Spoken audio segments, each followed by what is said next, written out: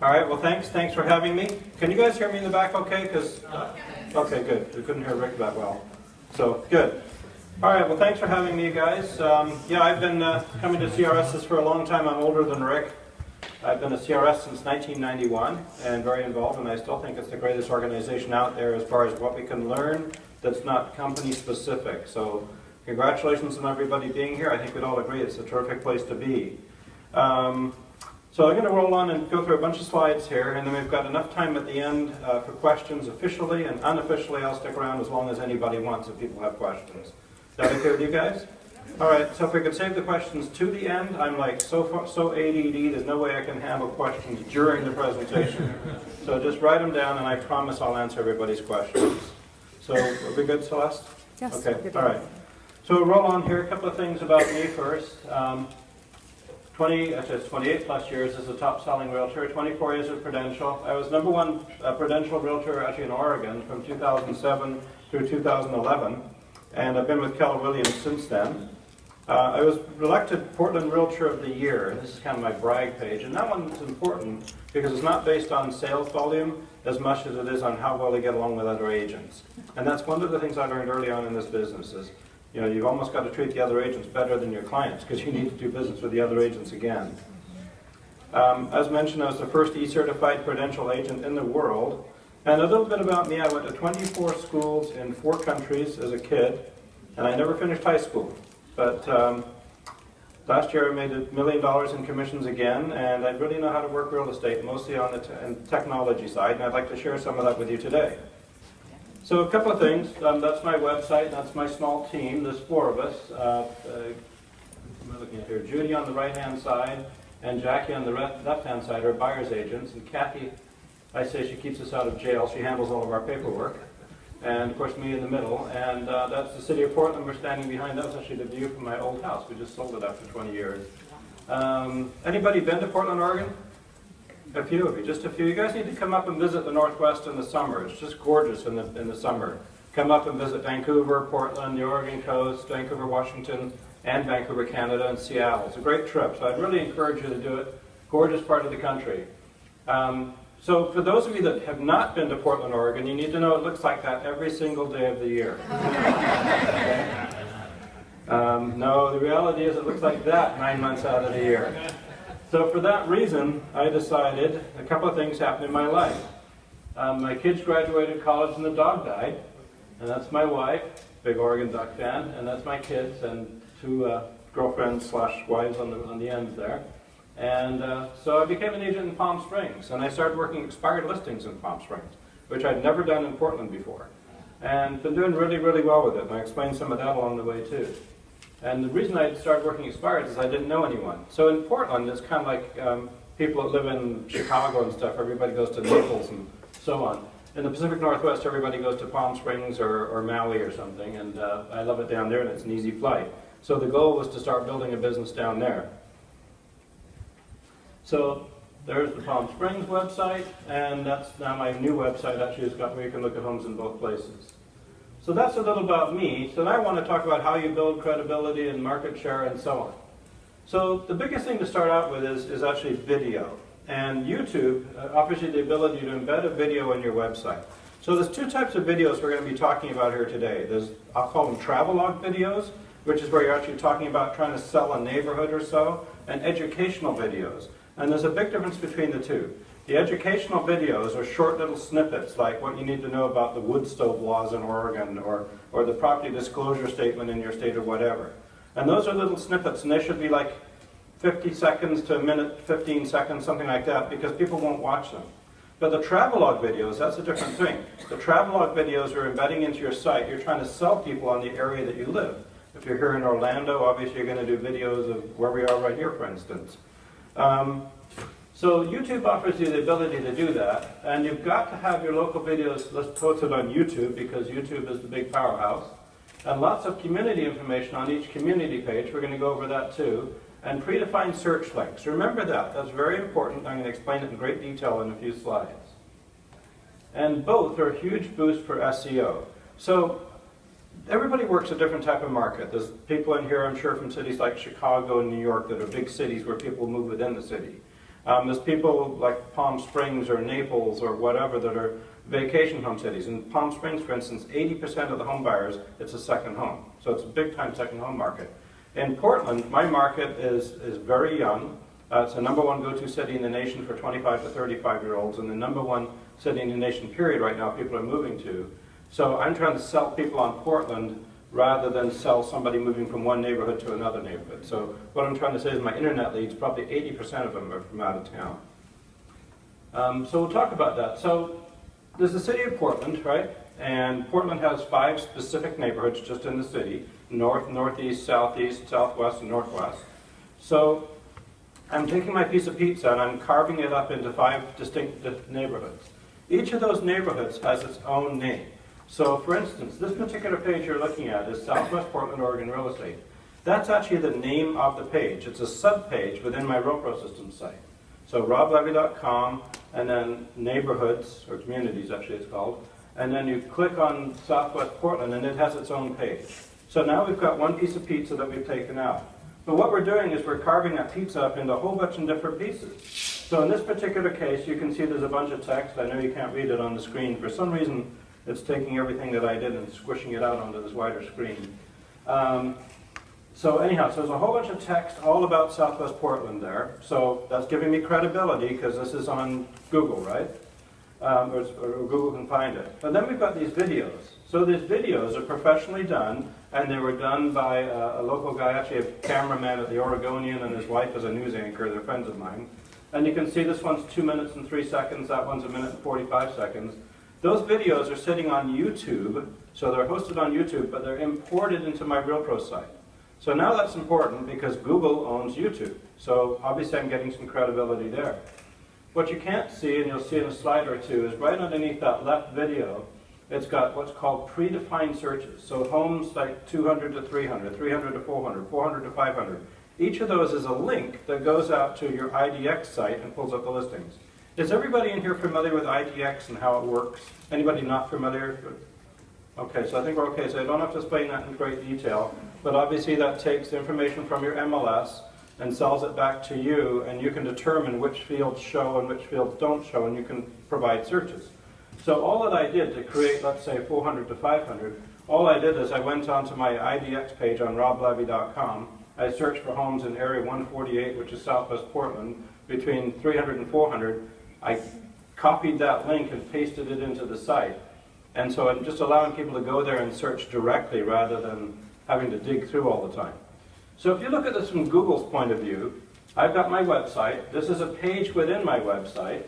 And there's all sorts of information on Southwest Portland, so they like that. The name of it is Southwest Portland. They like that.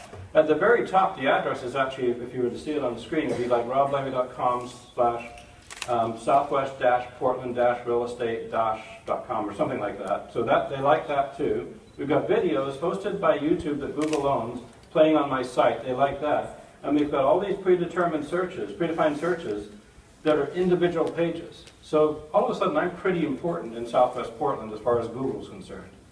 Okay? So now you times that by all the different neighborhoods, and I've got 5 more pieces of pizza within that one piece of pizza. Somehow I always relate everything to food.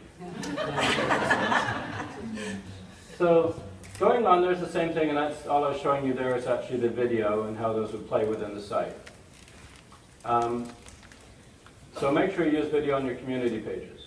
So what I was talking about a minute ago, if you look there, there's communities, and underneath is Northwest Portland, Northeast, Northwest, Southwest, and so on.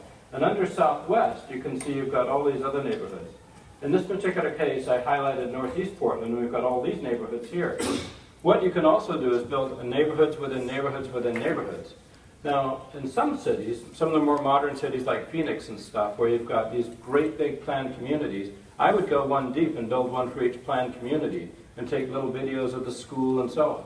And that's kind of what I did on some of these neighborhoods here. I actually hired a kid from high school, and he went out and just did a very quick little iPhone video of the main intersection of like Selwood, a particular small neighborhood in Southeast Portland, and then created a page for those. So you can end up with hundreds and hundreds of different pages. Now, it's a lot of work, and I don't suggest doing it yourself, and I've always been a proponent of hiring kids from high school, and I've always called the high school, talked to the computer science department. ask for a nerd that has no life, and see if I can get him to come and work with me. And what I've always done is I bought him a snowboarding pass, actually, and it's for Mount Hood, that mountain that was in the first picture. It's like, dude, that is so cool. But yeah, so seriously, you don't need to do this yourself. You can hire these kids. They'll do it for free as internships, but I always pay them. And you know, they can blow these things together, let's say an hour per neighborhood. So if you've got 200 neighborhoods, 200 hours, you've built on an amazing website.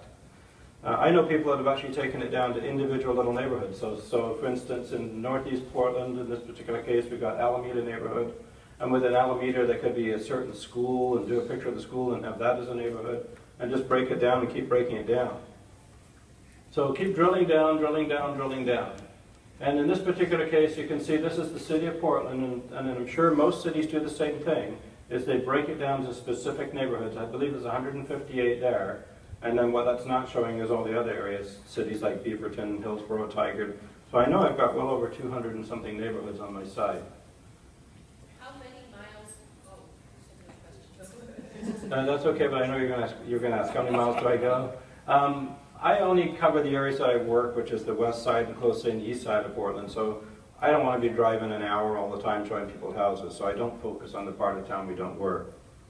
But what you can do here, what's really cool is that RealPro, through their IDX system, is you can actually click on this now where you can draw a map around your specific neighborhood. So if you take these neighborhoods, none of these are perfect squares, right? It's like down this street and down that street and around that cul-de-sac and back up here. So what you're now able to do, and we've done this for all of our neighborhoods, is actually draw a line around specific neighborhoods in the IDX section. So this is a neighborhood called Alameda in Northeast Portland, gorgeous old houses from the turn of the century. And I literally just dragged that line down the streets that references Alameda in this particular map. And then you save that page, and then every time they click on it, it brings up all the information on the neighborhood and all the listings in that page. So I'm not doing anything. This isn't rocket science, guys. This is stuff that's already there waiting for you to do. And I'm just building the pages out and making it happen. So I guess I'm not reinventing everything is what I'm saying. So we talked about the predefined searches. I'm bringing this up to remind you of what we talked about as far as predefined searches, because now I'm going to take it to a different level. The predefined searches, what I was talking about, are right here. For instance, underneath, West Portland, Raleigh Hills, 250 to 325, 325 to 400. Each of those is where everybody's with me, right? That's a predefined search for homes in that price range, in that MLS area.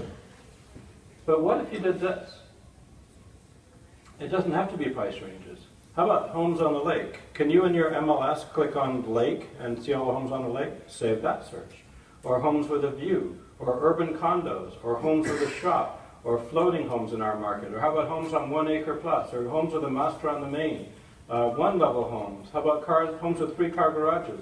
Homes with 2 to 4 unit plexes. How about taking it even further and saying all the homes in Beaverton, Oregon with a 3+ car garage over 2,000 square feet with a view?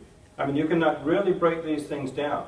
And we had this lady's nodding her head that she's done it. We had a great run with that when Craigslist would allow you to put links on there. So we'd actually say the ad in Craigslist would be, click here to see all the homes in Southwest Portland with, whatever. So you can still do that sort of stuff, but just build it out on your page. And some people are saying you can still do it on Craigslist. You just can't put the link in there. It's not a clickable link. But you can say go to something, something, something, and spell out the link. But this is like endless, and I've played with this, and I'm going to show you some of what we've done by creating these links and then putting them into Facebook also. Well, I'll save that for when I get to that page. Plexes, so multifamily units, so looking for 4-plexes. What I did is I went into, I think I've got a slide here that did it. Yeah, I went into my IDX, and I asked the guys how to do this, and I said, how do I find out what my MLS exports to IDX? And I found out there's 490 fields. So I just grabbed a screenshot here, and I didn't even look at what I grabbed. But like, for instance, number of garage parking spaces, garage type, HOA fees. Probably should have grabbed a better section. But number of bathrooms, square footage, all sorts of stuff. There's a million searches that you could do and save all of those. So you can really, really, really, really build yourself as an expert. So in my case, 490 choices. Your MLS might be a lot better than that. I know they don't export every single field in my MLS. So I'd look into that and find out what you can do. Is anybody working with people like me and that are almost 60 that are looking for single-level homes. You know, Masters on the Main, that's a great one. Single-level homes, condos with a view. I mean, I could just go on and on. All right, so video email. So I want to talk about this one a little bit. What these are, remember when I started the presentation I said there's a big difference between the travelogue style videos that I showed you earlier and emails that go out to educate people.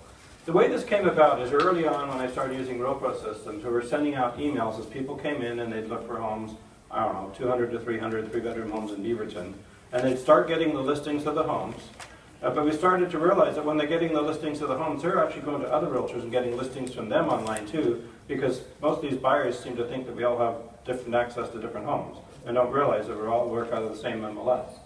So in order to differentiate myself, let's send out the emails and kind of build credibility with these people and get them to call us back. And it works very, very well. It's not as good as it used to be because it's gotten pretty prolific, but it's still very, very well, and we do a large amount of business off of that. But what we then did is then created a series of videos, and literally I was sitting on a plane to Puerto Vallarta and kind of bored, and I started writing down all the things that I could do a video on. And if you think about it, there's a million things, like how about explaining the sales contract, or talking about the property disclosure, or talking about earthquake insurance, or how, you know, what type of furnace to buy, and all that sort of stuff. So I literally came up, I think I went like 74 videos or something like that. And what I did is I sat down in this little office and I did an introduction and an ending for each one. So for instance, hi, it's Rob Levy of the Rob Levy team. Today I want to talk about earthquake insurance. And so then that was it. And then there's an ending like, thank you so much for watching this video. We can't wait to help you build a home in Portland. Now one mistake I made, I did all these a year before I left Prudential. And I put in, hi, it's Rob Levy with Prudential Real Estate. So now it's just, you know, neutral, just in case. One never knows. So, you know, do make yourself neutral in that sort of thing, because I had to redo every single one of them. And so now I've got an introduction, right, and I've got an ending. Oh, and what did I use to film it? Look what Celeste is using right here, an iPad. Okay? The one thing that I would suggest, I'm using a level-arm mic, is going to a camera, and you can find them. Kodak had them that you can now get on eBay, some of the flips, I think. There's lots of little cameras for under $100 that do 1080p video that can plug a mic in. Because this would be very different. You know, she's recording this with a mic through her computer, but this would be very different if she was just recording it from the iPad right over there than using an actual mic. So I'd strongly suggest using a mic. I've got a wired one. It's $29 at Radio Shack is where I bought it. Is Radio Shack still around? Okay, I know they're closing like hundreds and hundreds of stores. So now I've got the introduction and I've got the ending. So there's a program that I use called TechSmith, and you might want to write this down. This is for us PC guys. I'm not sure what you use for a Mac. And actually, it's a company called TechSmith, and the program's called Snagit. Snagit, S-A-N-A-G-I-T. I see a few heads nodding. It's the best $50 you'll ever spend. You can grab screenshots, like the ones I was just showing you came from that. But it'll also record video, and you can drop photos in and create a video out of it. So let's say, for instance, that I'm scrolling on my computer through the sales contract, which is, I don't know, 14 pages, whatever it is. You save that and it turns it into a video. And then you use what's built into your Mac is iMovie, and what's built into Windows is Windows Live Movie Maker, which I just found out with Windows 10 you have to download, but it's still free. And those lay everything out, and you drop in the introduction and the transitions and the video in the middle, and then you do an audio overlay. So in my case, and I can't show it in here because we don't have an internet connection. In my case, this video would be something like, hi, it's Rob Levy with the Rob Levy team. Today I want to talk to you about the Oregon sales contract. And then it's showing a video of the contract, and I'm talking about it on this overlay, and then it goes to the ending, and the whole thing's less than a minute. Now, it sounds a little complicated. It really isn't. And that nerd that I talked about from high school knows how to do it, and it takes about an hour. So you're looking at about an hour for each video, and then you're done. I mean, you don't have to do it again. So I did these ones, well, I guess 4 years ago when I left Prudential. 2012? Yeah. So basically, this is really important stuff, because what I've found is by sending these videos out to people, rather than sending just a regular email, we get 3 times the response rate. So people will just click back and say, thanks so much for sending the video, I love the video. So I talked about some of the things that I talk about, right? So the sales contract, and all the different forms they've got to sign, home inspections and so on. Well, then I went out and I took my little camera and I started videoing other guys. So a buddy of mine, Norm, owns a Carrier air conditioning heating dealer. And I said, Norm, what could you talk about in a series of videos? And he said, well, let's talk about 80% furnaces versus high efficiency furnaces, electronic thermostats versus regular thermostats. In Oregon, for air conditioning, you've got to get the 16 SEER units. You can't replace with anything less than that. Let's talk about those. Let's talk about high efficiency air conditioning versus low efficiency. And he actually wheeled over a new one and then one of the old ones and talked about the efficiency of the two. Well, there's like 5 videos right there. And then I went to my insurance agent. I said, what can you talk about? And he said, well, let's talk about earthquake insurance, flood insurance, I don't know, 2 or 3 other different types, replacement value insurance, 2 or 3 other different types. And then I went to my home inspector, and she said, let's talk about getting the moss off of a roof or making sure your crawl space is clean. I mean, it's just a million videos you can come up with.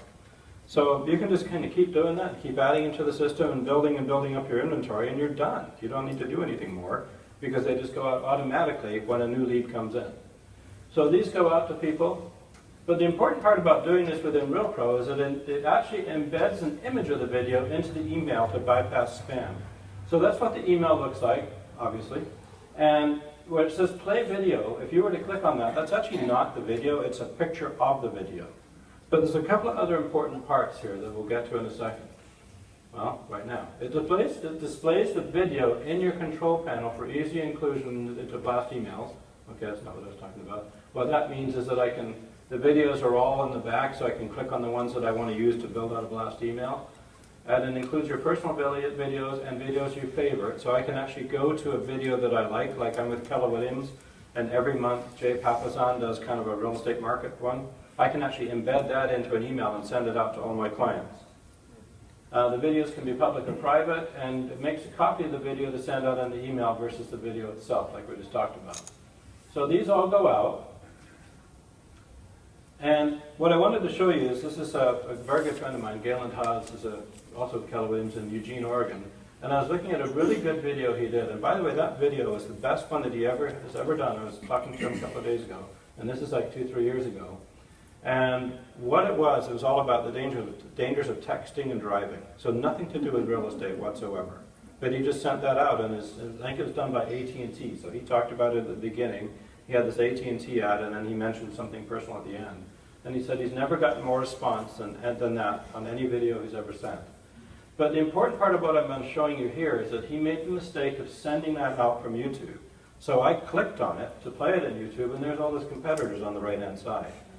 What this avoids by doing it the way that I said is the video that we just talked about. When you click on it and play it, we took that video from YouTube, embedded it into my RealPro site, so that when they click on the actual picture in the email that I was showing you a couple of slides ago, it actually goes to this page, which is a page within my site for that particular video, and plays it. So all you're looking at is me in the video on my website, where they can start clicking and searching communities or searching for houses or whatever. So it's all about personal branding and keeping it within you, not within the company, not on the company site, and not out there on YouTube where you can see all the competition. Is everybody with me on that? That I'm actually taking a video that's actually playing on YouTube, but it's playing within my page. So very, very important, because you're trying to build that branding. Okay, so nobody else's videos play. I talked about all that. I should have that come up first. Okay, and again, we talked about the different videos you can put. That's the one that Jay Papasan did. Realtor.com does them. You can put those ones up, and it makes me look like the expert. So here's one that I did. This is kind of a totally different thing. This is just talking about video, and I thought I'd throw it in there. One of the things, you guys are out showing houses, or you're sitting here right now, and you get a text, or like somebody just did, or an email, and somebody just filled out a form on your website. And I'm thinking, okay, how can I get back to them right away? Well, I came up with this idea. And what this is actually just a quick video standing in front of the door, letting somebody know that I'm a real person. So what I do is I actually reply to that, and I think this one will play. I just don't know if I got sound. I wanted to let you know that I'm a real person, and I'll get back to you shortly. I'm actually out showing this house right now to these folks, and as soon as I'm done, I'll get back to you and pull up all those houses in Beaverton that you're looking for. Thanks so much. Could you guys hear that? Yes. Okay, yeah. So basically, that was just shot straight off of the iPhone when the email lead came in, and I thought I'd try it and see how it works out. and I clicked on reply to the email using the video right off my iPhone. It was done on the iPhone and the Face Me camera. And yes, I really am that unattractive. And sent it back to them. And they responded and said, "Thank you so much. It's good to know you're real." I thought, "Oh, this is cool. I'll start doing it all the time." So now we do it all the time, and it's personalized for each one. And we've learned a few little things, like don't do it standing in the bathroom, and stuff like that. But, think about that. It really works because people are so used now to getting these automated responses. They just want to know that you're actually a real person. And actually, I did that one, that was last summer, obviously, because I'm wearing a short-sleeve shirt. But now we're actually saying the person's name in it. So if they filled out the form, which you get a copy of it, and it's Mary Jones, we're saying, "Thanks, Mary, for inquiring about homes in Beaverton," or whatever the case may be. So think about doing that. Just a little tip. Doesn't cost you anything. It's easy to do. So now I want to talk about Facebook. And the reason we're covering Facebook is because I'm incorporating some of the stuff that we just talked about and turning them into Facebook ads. And I think I've figured out how to make some pretty good money at doing this. So first off, you need to build a Facebook business page. You can't do this stuff on your personal page. If you do, you're going to get booted off Facebook, and it doesn't really work anyway. And we'll talk about a couple of ways to use the personal page.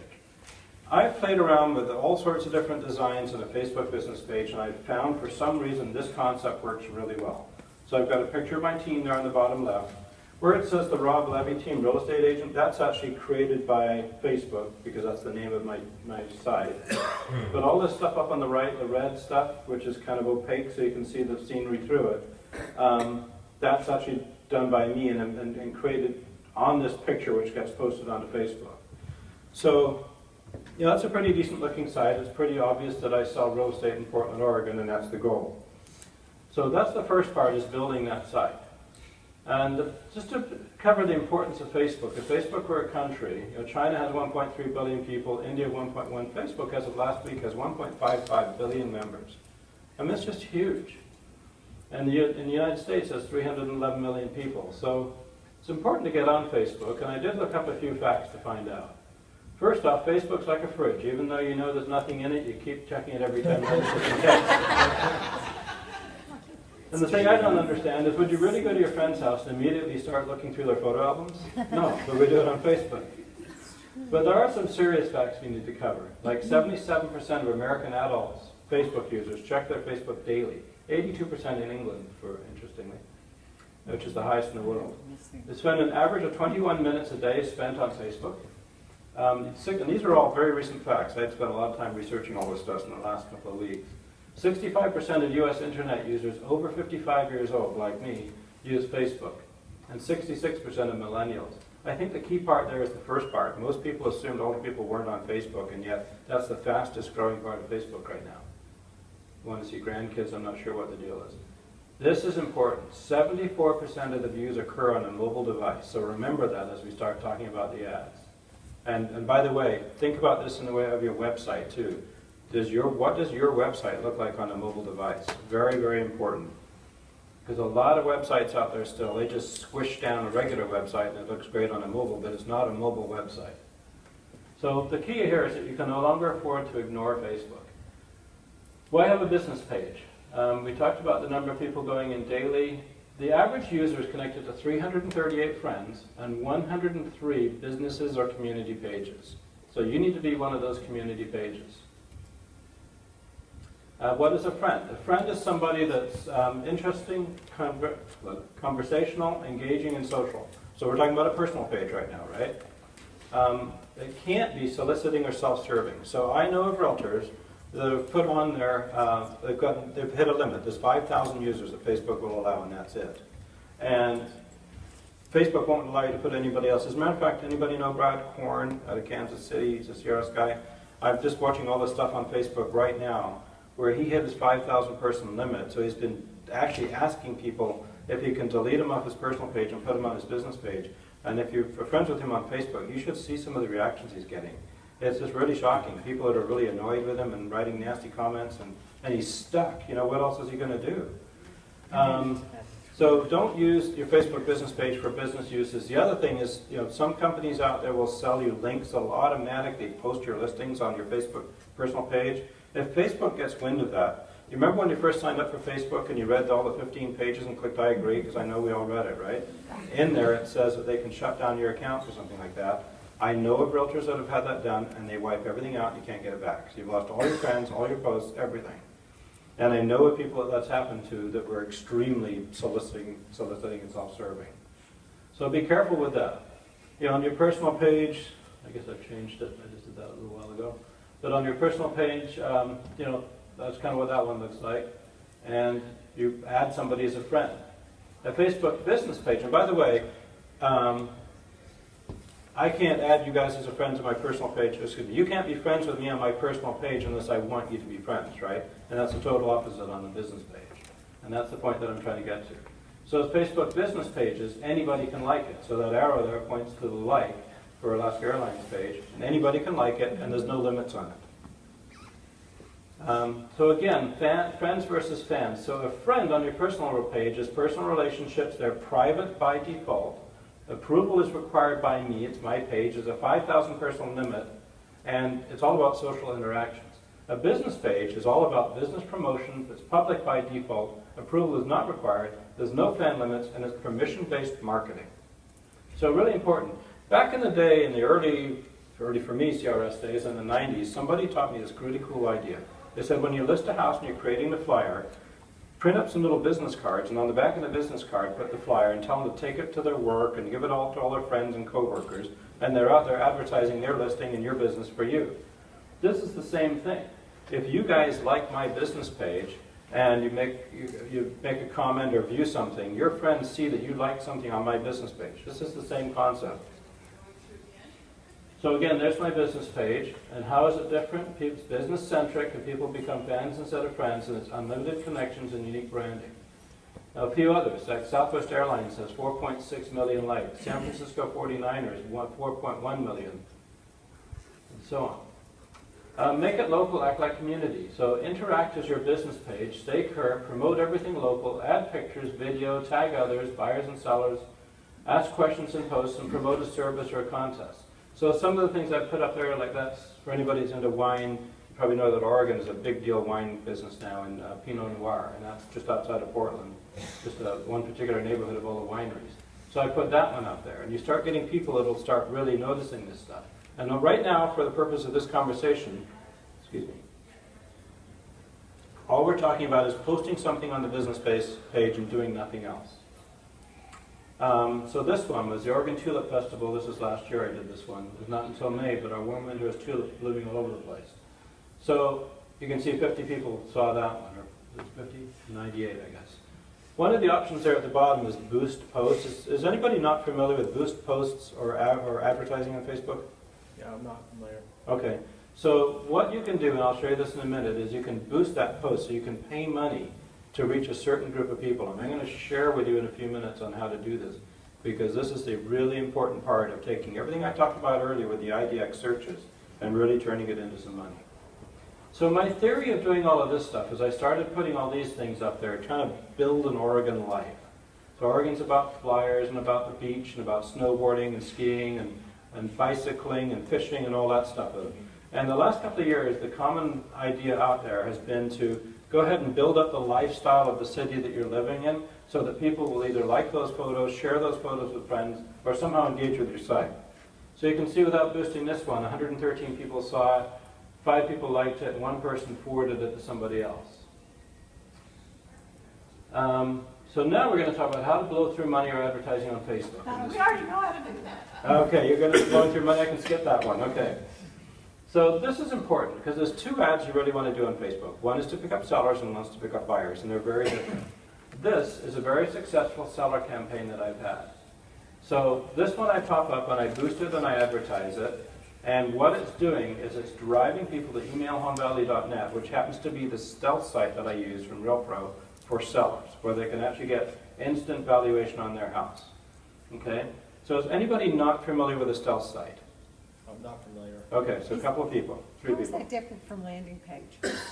Well, a landing page can be called a couple of different things, so I'm not sure in your particular case, but my main site, roblevy.com, that's just a main website. We all have them, right? Hopefully you've got individual ones and not one within the branch of your company. because then you're not important as far as Google's concerned. If I've got a website with Keller Williams Realty Professionals in Portland, Oregon, which is part of Keller Williams Regional, which is part of Keller Williams National, I'm a page and a chapter in a book. So really important to have your own page.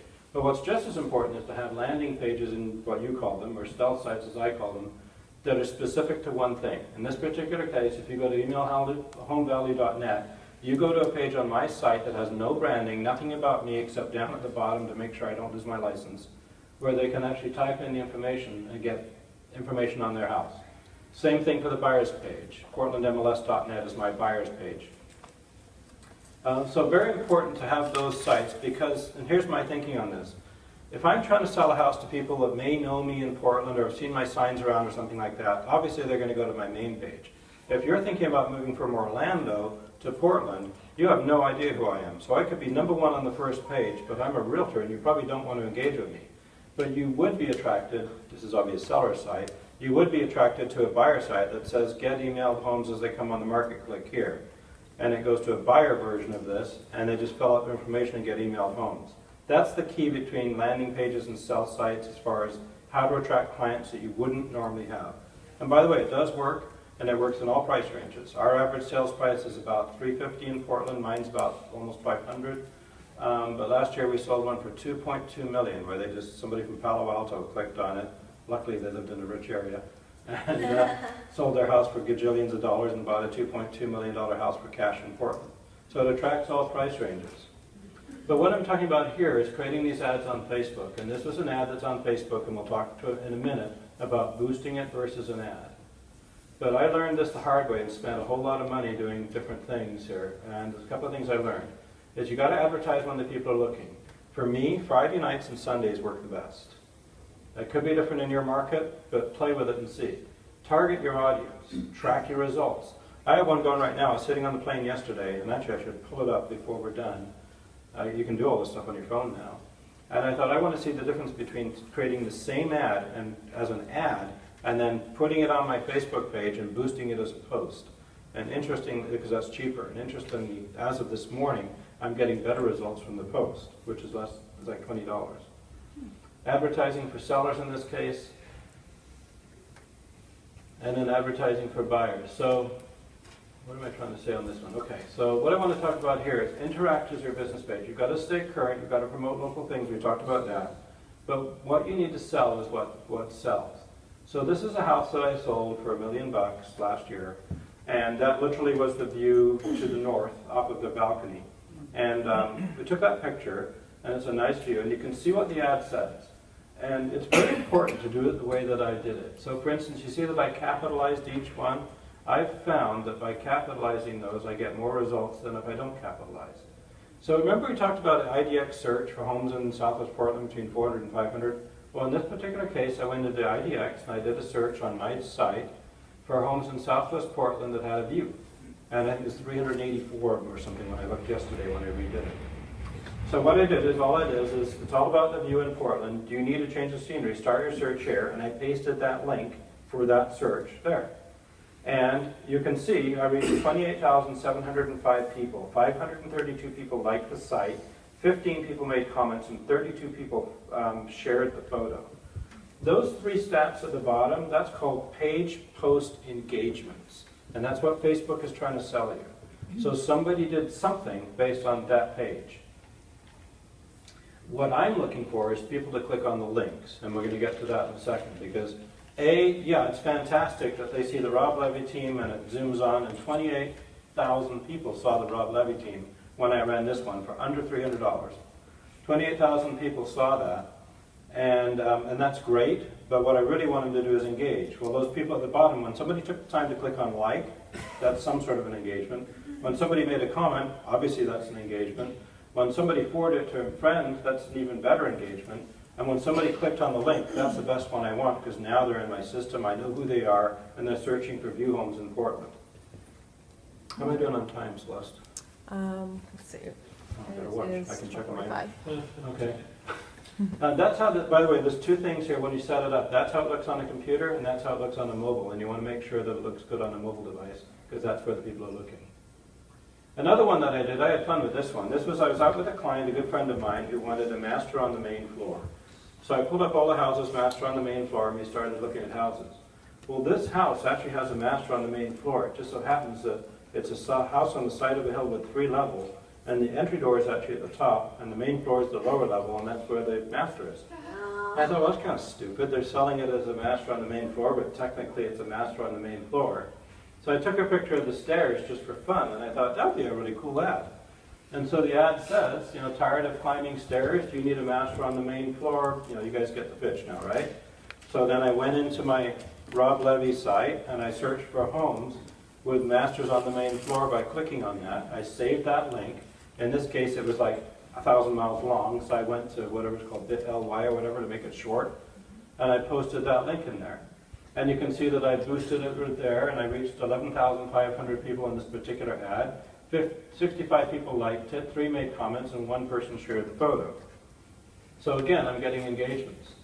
So let's talk about the predefined searches. So again, this is a slide I showed you earlier, but I just want to remind you of all the possibilities of things that you could do. Anything your IDX allows, anything.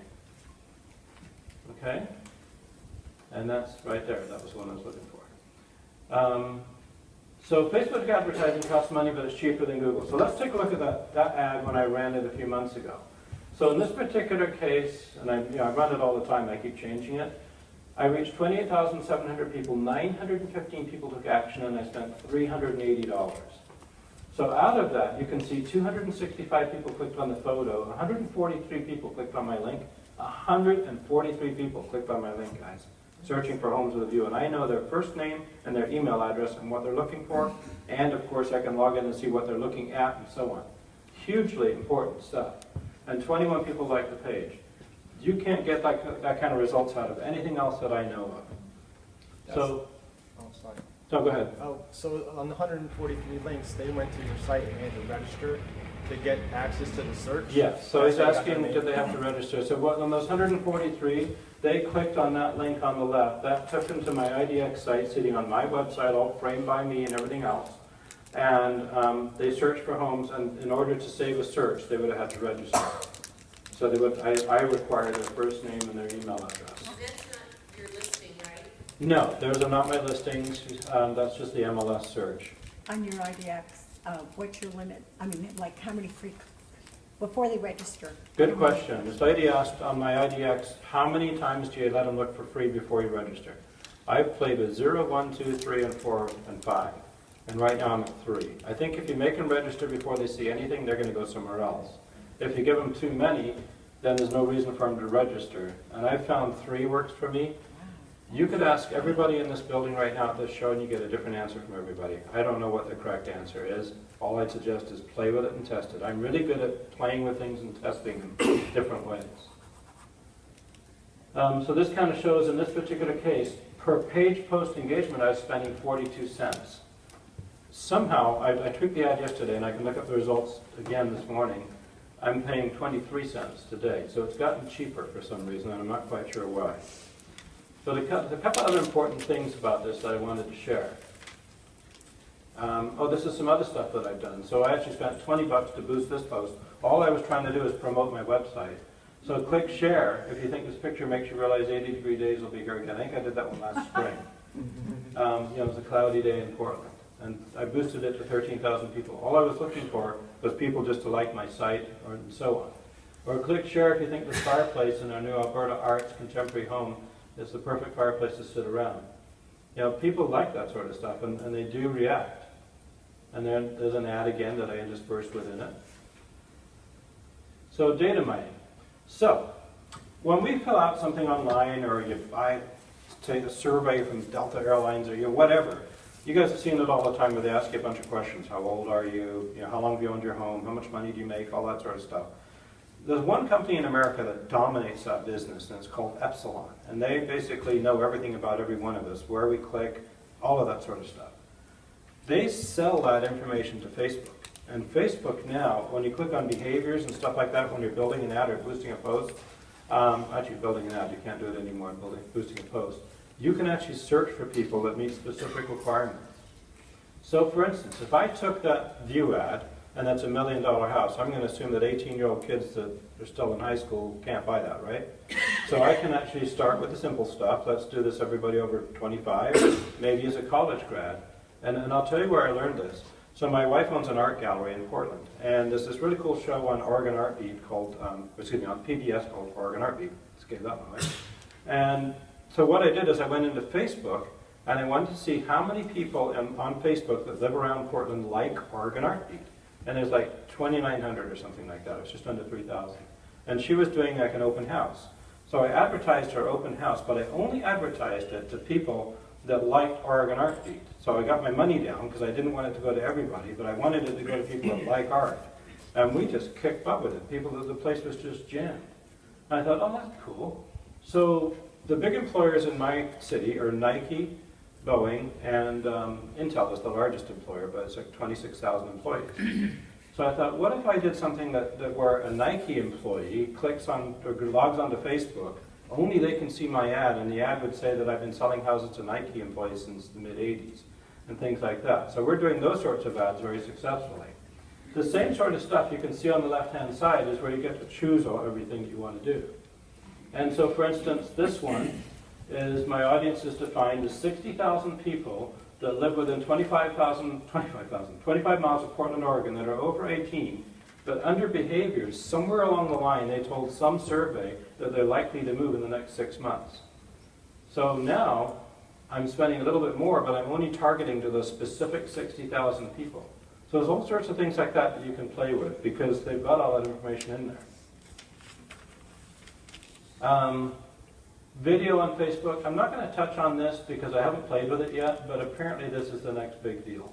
I've seen some, you guys have seen, the cool thing about Facebook is when you start looking at it, it starts automatically playing the videos. I did create one video ad, and that was for listings, and I didn't have much success with it. So I haven't figured it out yet, but that's kind of my goal this year, to figure out how to make money doing that one.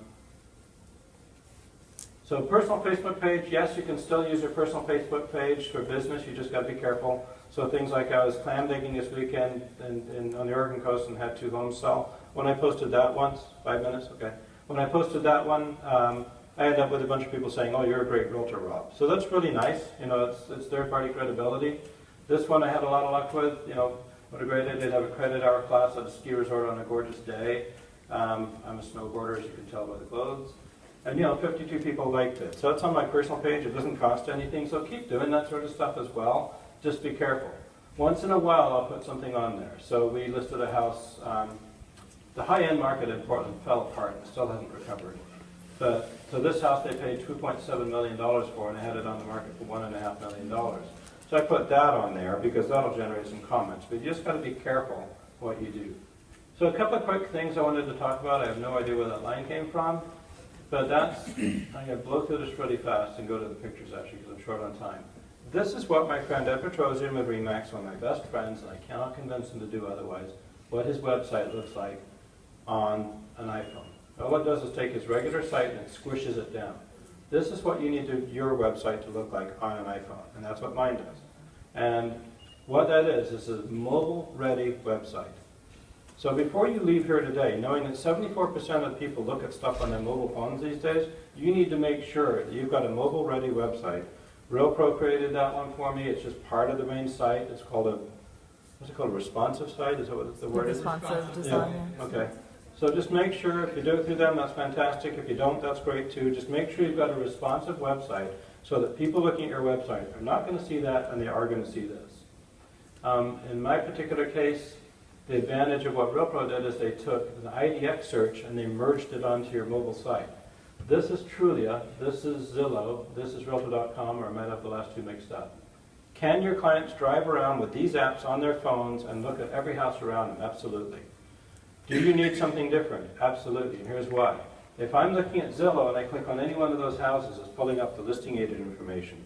What RealPro did is allow it where people can search on my website on a mobile phone, and when they search, click the Find Me button on the bottom. It shows all the houses around them, but it's IDX data. So it's all linked to me. It's not an app. They don't have to download it. This is just a website.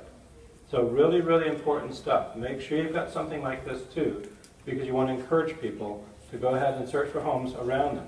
And what do? They're driving down the street, they pull up in front of a house, they pull up their phone and they click Find Me. And they're seeing all those houses with my information on every single one of them.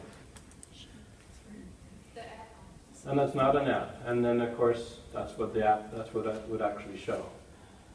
So I've got a couple more slides, and I'm going to go through them fast. They have the ability to go ahead and save a search on the mobile site. On the bottom right, it says Save a Search. They can put an arrow there to find me and save a search, and of course they can filter. And I wanted to talk about a little program that I found the other day, which is fantastic. That's a fourplex I just sold, actually. It's called Property Evaluator, and it's an iPad program. Anybody here work with investors? Yeah. A few. It should be everybody, by the way, because we kind of all sell rentals. You can take just a regular, 3-2 house and put it in there and put the information down. It's like a $40 program, but what it does is it puts all the information and creates what's called an APOD, annual property operating data that we investors use, and creates all of this information, like what's the house worth in 10 years, after taxes, what's it worth in comparison to other investments, and so on. And really fantastic program for I think it's $40, but it might be 29, I can't remember. It's not a lot of money. So I thought I'd throw that in there because it's pretty cool if you get yourself a little new listing, some cute little 3-bedroom house, and you think, man, that'd be a great rental. Do this sort of stuff and post it up on your site as a great rental. And start picking up investors. I work with a lot of investors. It's about 30% of my business. And it's the easiest money you can ever make because they just keep coming back over and over and over, and they don't care what it looks like. They just care about the money. So you do that on your desktop and then you... Sorry, no, you do it on an iPad and then you just export it as a PDF. Yeah, I should have said that. So there's a couple of things I would like you guys to do. Try doubling your sales price. I didn't mention that at the beginning. One of the things that I did once all the kids had got out of college and the dog died and life began and I started working in Palm Springs is I thought I need to make my life easier. One of the ways I could do that was to double my sales price, and I've been able to pull that off. And one of the ways I did it is I only made my searches in the MLS system where they could start at $250 versus it used to start at $100. Because I don't necessarily want to work with buyers looking at $100,000. It's not my market. It's not what I sell, and it's it's more work. So I did that, which means I'm making more money in less time. And I'd like you to take the top 5 ideas you learned here, whittle it down to 3, and set a calendar to implement at least one of them. I said 3, but at least one of them. And lastly, to make sure that you're not a page in a chapter in a book, like I talked about. That's the beauty about CRS. We're all from different companies, so it's okay to bash our companies. The reality is, you want your own domain name, you want you at your domain, and you need to be portable. In my particular case, when I left Prudential, they own the phone number. I bought my phone number from them. I'll never do that again. I own my own phone number. I own my own domain name. I can be anywhere. And this is the most important slide of everything. You've got referrals going to Portland or Palm Springs, you know who to call. So thank you very much. I'll stick around here and ask questions as long as anybody wants to ask questions. And I'm open for input on other ideas I may have missed too. Thanks. Any questions from anybody, or did I do a super good job? Lady right If there. anyone has any questions, I can come find you, do my best, Phil Donahue. Over here, Phil. Rick, Does the tiny URL affect the SEO at all? This lady asked, does a tiny URL affect the SEO at all? I played with it both ways, but you can't really tell, because if you do one ad and then 2 hours later you do another, you're not reaching the same people. I don't know the answer to that. I guess the answer is no, because you're not really looking for SEO, because you're within Facebook where the ads are anyway. You just want people to click on the link. So I guess that answer would be no, because you don't care, right? It's within the Facebook family. Yeah. Rob, I had a question. How can I see more of your videos, just so I can know what to say on my videos? If you send me an email, I can email you some of them. Yeah. It's just rob@roblevy.com. Oh, it's right there. No, it's not on there. rob@roblevy.com. Do you recommend doing these planned unit developments in that a farm area? Yes. Specifically for that community? So if I lived in a planned unit development area, and where do you live? Hope Sound, Florida? Okay, so Hope Sound, Florida, that's a city? No, it's a town, small town. Okay, so there's Hope Sound, Florida, and there's neighborhoods in Hope Sound, Florida, and there's a section that you live in, and within that section is maybe 6 planned unit developments. I would be out there doing a page for each one with searches for homes in the IDX on each one, with a video in each one, and a little bit of information, picture of the school, all that sort of stuff on each neighborhood. and maybe a link to their website and all that sort of stuff. A new site that I know of that launched on here for a very good client of mine, who's gonna end up building probably 12 sites for each individual community. But right now, he's put them all on one. It's Disney Area Vacation Homes. He's working with a lot of new construction. But check that one out. You may be able to get some ideas there. And just to expand on what Rob was talking about, I have clients, there's one in Chicago I can think of right now, where if you search for Batavia IL or Batavia homes for sale, over 500,000. That's one of his targets. And he comes up on a Google search above Zillow, above Trulia. So the more hyper-local you can get, the more power you'll have, and it allows you to really compete with that Zulia monster, and you can even then market yourself as having to go back to his local searches. How do you drive the traffic to that? Like the people in the community, if you don't have emails to either announce it, or you send out postcards, I guess, with... Well, that's not, okay, so that's all great stuff. And I'm all about saving money doing this too, and the postcards are expensive.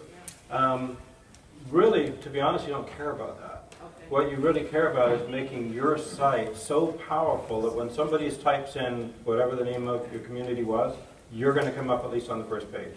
I mean, we get calls as realtors all day long, people saying, I can get you on the first page of Google and stuff like that. And then they say, yeah, under roblevy.com, of course it's on the first page of Google. But I want it for like your specific neighborhood, like you're talking, and the only way to do that is to build content. Well, and I have a client that does golf course, a certain golf course community is very important here. So you can go to Google anytime and search Oakway Golf Course Homes, and he's going to come up even ahead of the golf course. Or homes near such and such elementary school. So what's ever important to your business, you can get very hyper-local right now, and the IDX is indexing very well right now. But if you've got 10 of these going for different communities, how do you manage them? You don't need to manage them. When they're done, they're done. Once they're up, you can just, Yep. once you put the video on, when you've taken the local photos, made them... Once you put that static content up there, then the MLS is going to feed everything else. Current homes for sale, and then sell that goes off, and goes on, Oh, goes on. because of the links? Remember, it's just an IDX search. So if I go to your page today, tomorrow, the next day, different houses are going to come up. Okay. What's the average length of your educational video? The educational videos are about a minute, 50 seconds to a minute 10, something like that. The travelogue videos, well, the two I happen to show you are around 2 minutes, but I think all the others are around 3.5 minutes. Yeah, yes, ma'am. The IDX that, I mean, I have probably 1,000 searches set up on diverse solutions for my various websites. Can I put those over on RealPro, or do they have a proprietary IDX? Because I really don't feel like we're doing it. Yeah. Well, the easy answer is, yes, you can put them there, but as Google sees it, they're going to see people on that RealPro site leaving it. So they're not going to support your domain name, and you won't get the SEO power individually from that. So RealPro has its own IDX? We partner with a company called IDX Broker. Okay, So how does we're that already better than using diverse IDX? solutions? I would say Diverse Solutions and IDX Broker are the two best in the industry. If we already are using IDX Broker, would those same searches we've already created move over to RealPro? Yes, we would just take over management of that account. Britt, there's some questions behind yours too. I just... So instead of leading people to HomeSnap, we should somehow get them to use our mobile site. Because I'm trying to figure out, like, you know, you got the Remax.com app, and you got a HomeSnap app, and then you want them to go to your website. So the problem, you're talking about the mobile, the problem with the Remax.com app or the Keller Williams app that we've got, whatever, is that A, it's an app, so people have to download it, and I think you'd agree, people are getting fed up with downloading apps all the time, and you're seeing more and more mobile-ready web pages now. And secondly, they got to register. So if I want to look at homes under you, I got to put in like code 1234 or something that recognizes you, right? The idea of this is this is just a web page. And what a lot of people don't realize is you can take a web page and hold the bottom of it, I think, and save it on the screen, and it looks just like an app. So what we're training people to do now is just to download, or not download, but to save that on their screen, and when they're pulling up in front of houses, just click on Find Me, and it shows all the houses around them, but with my information. Now, the reality is they're sitting in front of some other guy's sign, so I guess they do have the other person's contact information. But nonetheless, it seems to make a difference. And does everybody understand or know what a responsive design is? Does everybody know? Yeah. Anybody that doesn't know? You don't know? A responsive design, it's just, it means that the site is basically intuitive. So whatever device I'm using as a buyer or a visitor is going to recognize that you have a responsive design. So if I'm on an iPad, it'll fit perfectly. If I'm on a PC, it'll fit perfectly. If I'm on an iPhone, it's going to actually move buttons around. It's going to make it so easy for me as a visitor that I don't have to resize or manipulate anything. I just point, click, and get what I want. And that's the whole point of it. Are you going to be in the booth later? I'm a real pro user and I have some questions. Sure, Pat. Yeah, just stop by. Okay. Okay, well, thanks, guys. Thanks, Rob. Yeah, thanks for coming, everybody. Thanks.